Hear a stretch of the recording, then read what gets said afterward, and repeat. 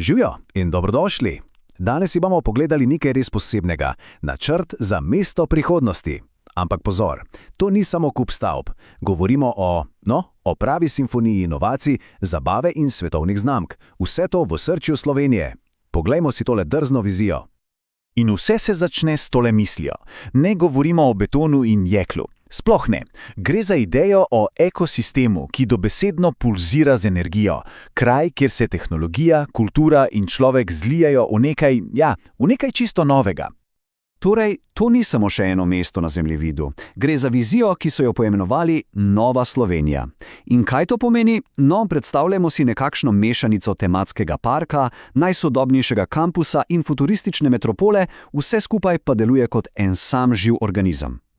In v čem je bistvo? Cilj je postaviti Slovenijo v sam epicenter prihodnjih inovacij. Načrt je preprost, a hkrati genialen. Združiti moč tehnoloških velikanov, recimo Appla, z lokalnimi heroji, kot je na primer Rimac avtomobili. Gre za sintezo globalnega in lokalnega, ki ustvari nekaj, česar nobeden od njih ne mogel sam. Dobro, poglejmo si tole malo bolj od blizu. Kako bi se sploh lotili gradnje tako ambicioznega mesta? Kakšni so temelji?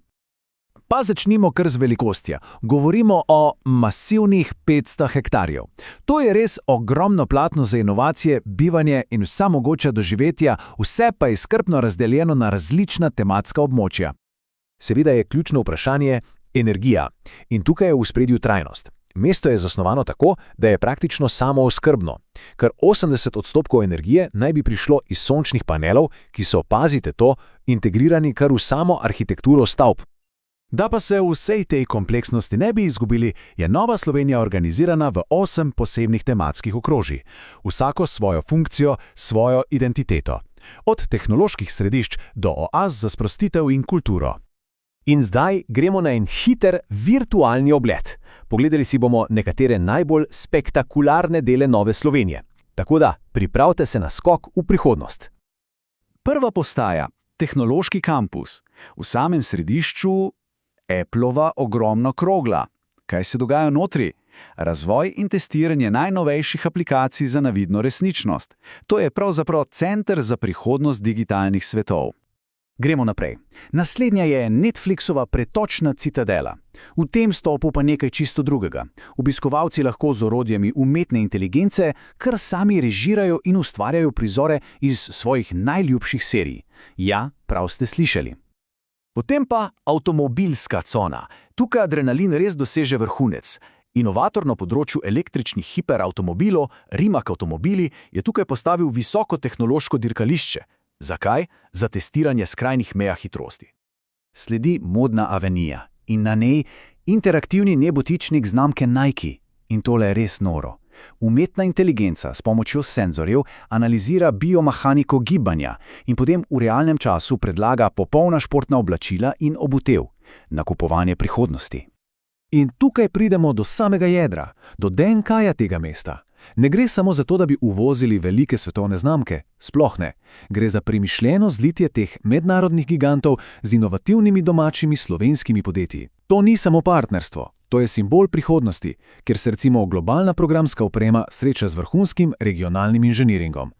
Da bo lažje razumeti, poglejmo en konkreten primer iz nakupovalne utopije.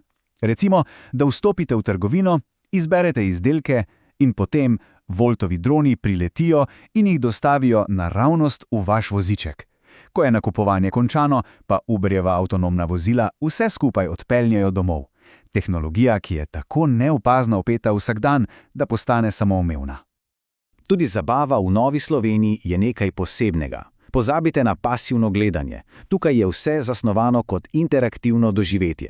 Recimo PlayStationove arene v navidezni resničnosti, kjer se dobesedno potopite v druge svetove. Ali pa Xboxove e-športne lige za tekmovanje z najboljšimi. In seveda Nintendo Mario Kart parki z interaktivnimi vožnjami. Obiskovalec je vedno, ampak res vedno, v središču dogajanja. Ampak mesto kljub vsej tej futurističnosti ne pozablja na svoje korenine. Zato je tu okrožje obzorje dediščine. Tukaj se združita preteklost in prihodnost. Naprimer, tu je razširjen računalniški muzej, ki slavi slovenske pionirje, hkrati pa je to prostor za sejme tradicionalnih lokalnih obrt. No, zdaj pa za trenutek upočasnimo. Vsa ta bleščeča vizija tehnološke utopije nas kar nekako prisili, da se ustavimo in malo razmislimo. Kajti za vsakim takim sanjskim načrtom se, seveda, skrivajo tudi globlje vprašanja o prihodnosti, ki jo gradimo. In to je verjetno osrednje vprašanje, skoraj filozofsko. Kje je meja? Kje je meja med izboljšanim življenjem, ki ga poganjajo blagovne znamke, in popolno komercializacijo prav vsakega kotička našega obstoja? Ali takšno mesto postane platforma za boljše življenje ali zgolj oglas, ki mu nikoli ne moreš ubežati? In s to mislijo bomo tudi zaključili. Prihodnost ni nekaj, kar se nam kar zgodi. Je načrt, ki se riše že danes. In ključno vprašanje, o katerem je res vredno razmisliti, je, kdo te načrte pravzaprav riše in za koga?